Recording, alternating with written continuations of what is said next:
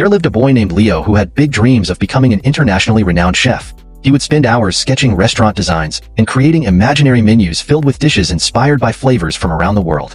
One day, Leo's teacher, Mrs. Carter, assigned an essay titled, "What do you want to be when you grow up?" Leo poured his heart into the assignment, detailing his dream to own the finest restaurant chain in the country and how he planned to achieve it. When Mrs. Carter returned the essays, Leo saw a big F marked on his paper. After class, she pulled him aside and said, "Leo, I gave you an F because your dream isn't realistic. You come from a modest family. Becoming a top chef and restaurant owner isn't achievable for someone like you. Write something more practical, like being a mechanic or a clerk, and I'll reconsider your grade." Leo's heart sank, but he refused to give up. That night, he rewrote his essay, word for word, sticking to his vision. The next day, he handed it back to Mrs. Carter. When she read it, she sighed and said, "Leo, you're stubborn. You'll never succeed with this attitude."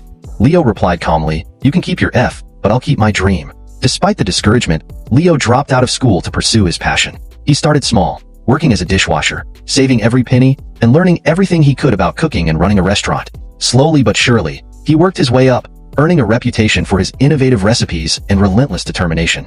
Years later, Leo opened his first restaurant. It was a massive success, and soon he expanded to multiple locations across the country. One day, at an awards ceremony where Leo was being honored as Chef of the Year, a familiar face approached him. It was Mrs. Carter. "Leo, I don't know if you remember me, but I was your teacher in high school. I'm so proud of what you've achieved. Can I get a photo with you?" Leo smiled and said, "Of course I remember you, Mrs. Carter. You taught me something important, that I should never let anyone else define my limits." The crowd applauded as Mrs. Carter looked down, both proud and humbled.